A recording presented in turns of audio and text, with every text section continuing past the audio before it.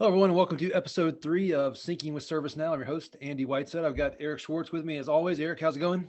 It's going great, Andy. Thanks for having me. Excited to be here. Excited to talk about ServiceNow. We were just And talking about your weekend plans. It's Memorial Day weekend. That's when we're recording this, the Thursday before. yep, I got a pool all set up, ready to spend some time in the water at least, right?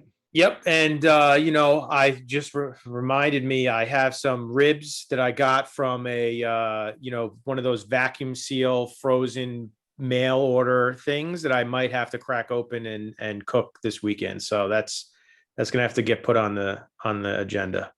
Yeah, I'm glad you mentioned that. I've got some salmon from Alaska that one of my friends brought to me about a year and a half ago, and it's flash frozen, but it's still sitting in my freezer. I need to make that. I need to give that to a friend of mine, let him prepare it so that we can eat it, because I'll screw it up if I try to do it. There you go. Well, Eric, this is our third episode of our podcast, and this week's topic is based off a blog that's how automation simplifies hardware asset management. Which, I used to be a sysadmin. I had the spreadsheet. It was a mess. It was never up to date. I'm sure whoever inherited my spreadsheet thought I was an idiot. So can you kind of intro us into what we're going to cover here, this topic? Yeah, sure. Absolutely. So first of all, this topic happens to be written by one of our own cloud directors, and her name is Ying, and she's the director of cloud supply chain operations. So she works within the cloud organization that deploys our IT assets and manages part of our cloud operations. And so she wrote this because this is what we call a now on now story. ServiceNow is the largest consumer of ServiceNow as a product line.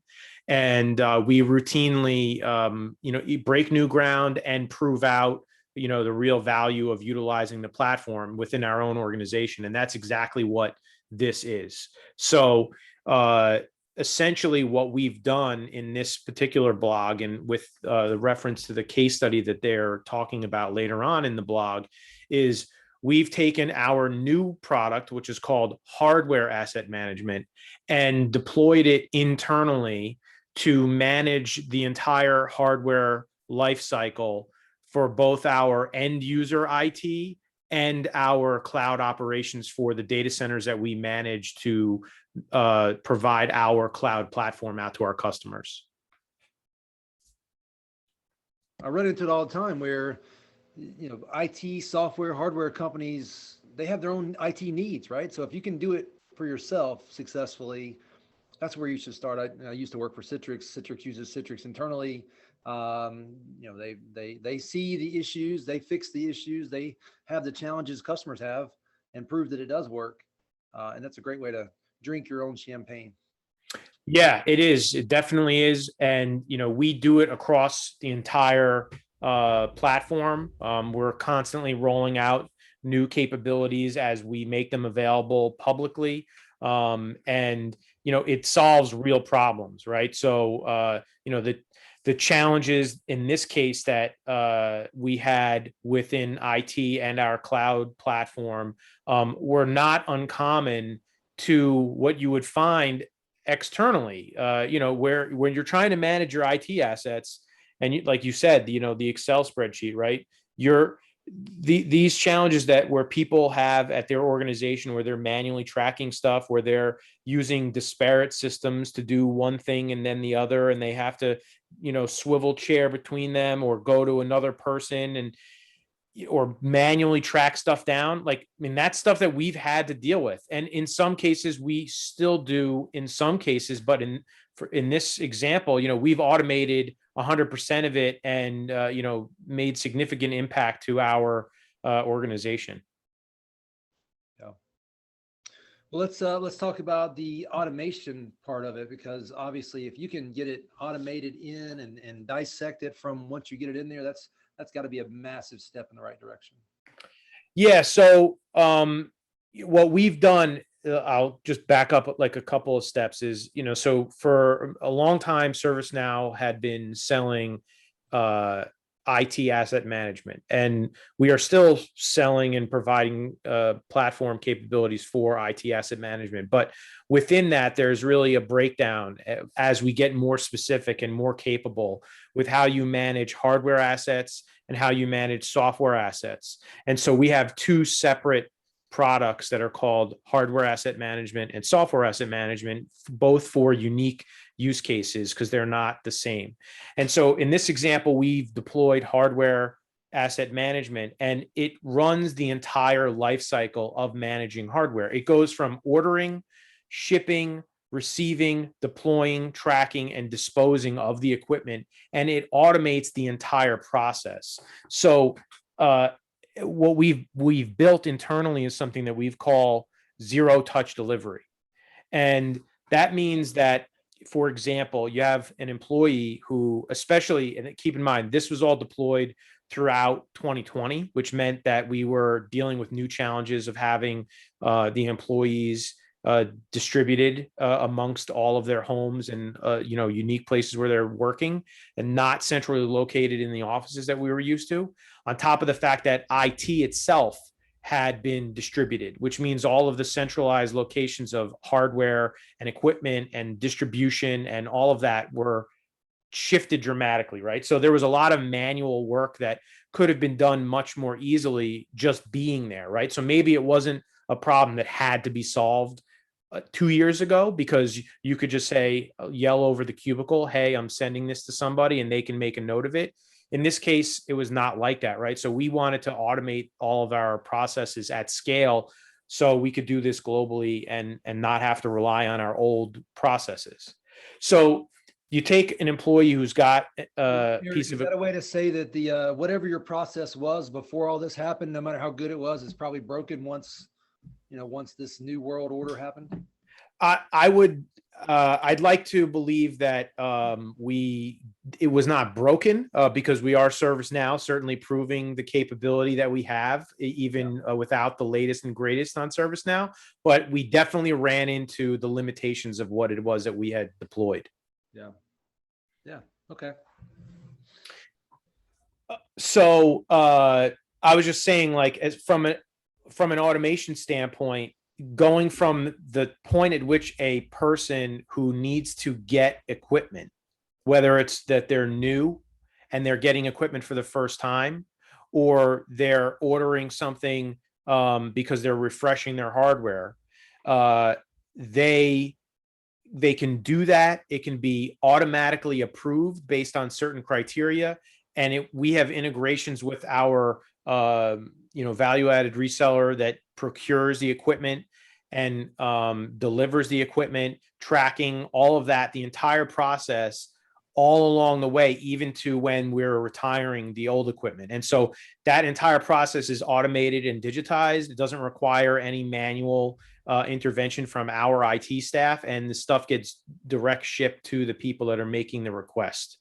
You don't need to manage a inventory system that's in an office anywhere, and streamlining that process has significantly reduced the amount of time and effort that we've put into managing it previously. I love this visual because it shows like in the end, right? And I'm a big proponent of that last piece, what to do with retiring it. I've got a nonprofit that I'm trying to get off the ground that would take those and do something, repurpose them, reuse them. But this visual of the order all the way through the retirement stage of the life cycle of a piece of hardware is very representative of the real world. Yeah, definitely. And, speaking of real world, so this blog does reference the case study that we've published, and some takeaways that, like, I'll throw out there, right? In this process, from a financial and operational efficiencies, operationally, we've notated that we think we're going to save about 45 minutes per asset on this digital workflow that we've built. And when you say, 45 minutes, it's like, big deal. It's a good chunk of time, but it's not a big deal. But at scale, we're estimating that we're going to save 4,500 hours in the coming year by having all of this digitized, which allows the IT staff to work on the higher value things that really help the organization that they're trained to do versus putting a sticker on a laptop and manually entering it into the inventory system. When that happens automatically because of the integration with the procurement and financial systems and the approvals that need to happen, and they're automatic because they are based on the rules that are set up, all those things really add up and make a profound impact to the organization. Yeah, based and on the that people. math, that's 2.5 people. They have other things they could be doing.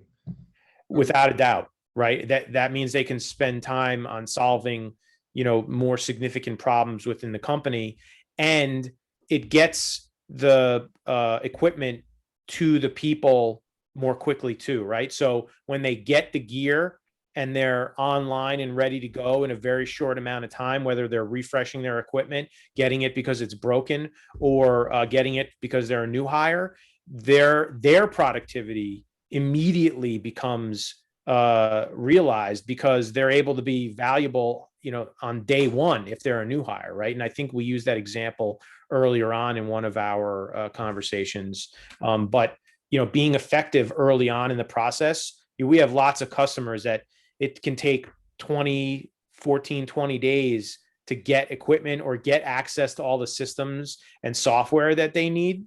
I mean, that in this day and age, you can't risk it. You can't wait that long. Yeah, every moment helps and counts. We've got several new hires here, and we're ordering laptops this week, and basically just going out to Microsoft's website and ordering a laptop, or debating for days what type of laptop we're going to get. Anything we get, we're a small company, 50 employees, but we have this exact same problem. I'm sure every customer we have has this problem. Yeah, exactly. And it's a common problem. With the common solutions are we've got email, Excel spreadsheets, and we get it done, right? And sometimes you don't even realize what you can do with the automation that you can do in these things that you're doing all the time, right? And once you have the digitized workflow, you're not only doing things more efficiently, more cost effective, but then when you want to go back and audit what the inventory is, where your equipment lives, who owns what, how long and how old is the equipment that's been deployed, it's no longer a process. You don't have to run, multiple days, weeks of reports and analyze all that data. It's all available to you immediately. And so in this example, like for us, we're expecting that we can run an audit and save 360 hours annually. It's an unbelievable efficiency gain, not just in deploying the equipment, but just keeping track of things from a financial perspective, from an efficiency perspective, making sure that, people aren't using old gear that is no longer, running properly, or even from a security perspective, right? You want to make sure that if there are security enhancements and new equipment, that you can immediately identify what's been deployed. I mean, all of those things are part of this, right? It's not just about ordering something and having it show up. It's about what you do after that point. So Eric, sorry, Jared. It's all right. So this is all made possible because of the platform that ServiceNow makes available to you, the customer, and that's the IT asset management platform. And then these are just workflows that have been created to take advantage of what can go into and be digested from that platform. Is that the best way to say it? Is it a good way to say it? Yeah, it's the platform, it's the workflows that we have. So, like ordering something and having that order process tie into procurement or financial or manager approval or whatever. But it's also some of the core capabilities that we have, like hardware normalization.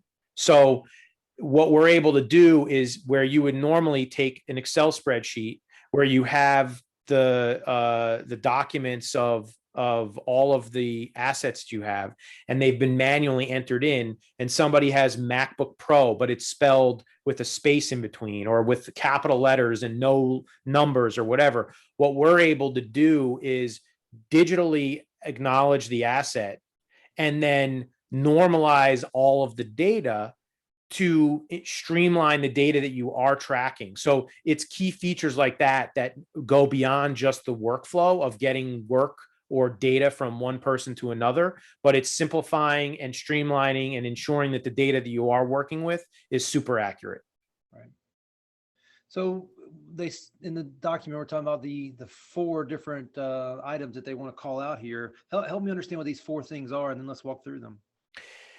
Yeah. So, we talked about productivity a little bit, and like that's the number one key value of automating the entire life cycle process, right? Where you're getting productivity efficiencies out of the entire supply chain and the people that you're getting the equipment to. You're also, with the accuracy that you get in tracking the data and having it available to you digitally, you have the ability to manage your audits. That's where I was saying before, we're looking at 360 hours annually of saved time. So it's not only saving time, but it's ensuring that when we do go back and look at where things are and what's going on, that we have an immediate, available, accurate record of all of that stuff. And then, I was talking about normalization and the accuracy of the data, right? Deduplicating the data that's stored in the database, using standardized practices not only saves time, but it keeps your data accurate to make sure that when you do deploy a bunch of different systems, even if the name changes from the vendor or you switch vendors and they have a different naming convention, we can find standardized information to make sure that that data doesn't change in your own record keeping. No. And then, as I've mentioned a couple of times, asset disposal, right? It's not just getting it out there to the people, but it's what you do with it once it is out there, making sure that from a financial perspective that you have tracking of that you reclaim the value or the depreciation of those assets. And then even from a security perspective, right? When employees leave, when the gear is no longer or has a security flaw that's been recognized, right? It's finding it and then disposing of it and tracking that entire process too. So digitizing the entire workflow from a hardware asset perspective within end user compute in this particular example it's paying dividends beyond just getting it stood up. And then these are just the tips of the spears, right? You can then have new workflows that help to automate and improve the process of, say, the disposal as an example. Yeah. I mean, absolutely, right? So you can extend it out into all different kinds of places, having the entire life cycle automated and beyond, right? And we've also taken this, right, where not just with end user compute, but we've expanded into our cloud operations as well and use the same efficiencies that we've gained there to automate those processes too with hardware asset management. And you kind of covered the ability to improve additional workflows, maybe like a waterfall effect. I guess one thing to consider is, and maybe this doesn't exist yet, but it might, the ability to integrate with your other partners in the space, maybe your disposal partner, so that they get alerted and all of a sudden the data shows up in their system as needed, and they're not, filling out a spreadsheet on their side. Yeah, 100%. In fact, we make reference to that in the case study that we've referred to it later on in the blog post, that we have that integration, right? So we have that integration with our disposal partners, we have it with the procurement partners, all throughout the entire end-to-end life cycle. So it's pretty amazing to have all of that digitized. Yeah. So you guys also have another image here that talks about the benefits, the activity, and the impact, and what the benefit is. I think we've covered all this, but anything specifically about this visual that you'd want to call out that we maybe missed or need to expand upon? I think that the only other thing that I would call out here is, we're talking about all the improvements that we've made right across the board. And the thing that we're starting to see the light on the other side of this is of the whole global pandemic component, right? Where we did all of this, if it made gains in our efficiencies of an operational standpoint, and we took advantage of it because we had distributed people and assets. But we are now going to be moving back to the office over the course of the next 6 to 10 months. And what we built for this last 12 months, 14 months or so does not need to change much at all to go into this whole new version of work, right? So all of that automation, it's still going to be valid, right? There may need to be some tweaking, but you can do that without having to train a whole bunch of people or move things around because it's all digital. And that means that all of the efficiencies and gains and benefits and training and operational procedures that we have in place today, a lot of that gets to remain, even though we are changing our operations again. It doesn't require a whole research and development team and effort to go ahead and go back to the way things were, or maybe like a version 3.0 of how things need to be, right? It creates that elasticity to changing needs of the business that go so much farther beyond just tracking IT assets. Right. Well, obviously necessity is the mother of invention. And I think necessity showed up a lot during the pandemic. And now all those things that you did, that if you did it right, can now just fold back into your day-to-day and improve that process and accelerate your improvements that needed to happen anyway. Now they're done, or at least set in the right direction. Yep, exactly. And it'll obviously make you more equipped to handle on the spot changes in the future as well. So this almost last paragraph says no more headaches. Is that just simply a matter of once you've automated and developed workflows, you may still have challenges, but the big headache is now gone, and now it's time to just refine and continuously improve?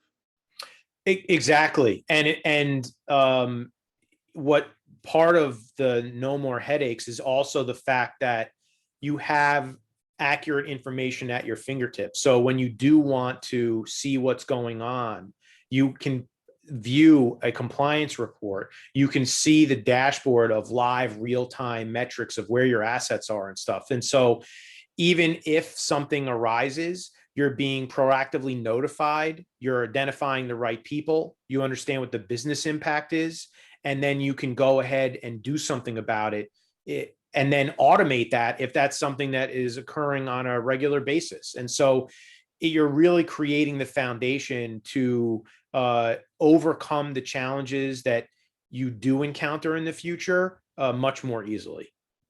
Well, I don't know how much construction you've done in your life, but the foundation is key, right? If you can't build anything of substance unless you have that foundation. And that's what this is a new way of building that foundation using modern technologies, cloud technologies, as a service technologies. In other words, the ITAM, IT asset management platform that ServiceNow, built the company around.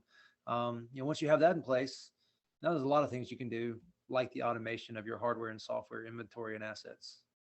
Yeah, without a doubt. And what we find, not only with us, what we're talking about here in this document or this blog post, is that once you do digitally transform these processes that you have in your organization, that's when you can really start to identify major efficiency changes where you can really start to make improvements, right? It's that last 20% of improvements that you can make that you weren't even thinking about when it was manual. Now that it's digital, you can really start to make those improvements and uncover things you never even planned for.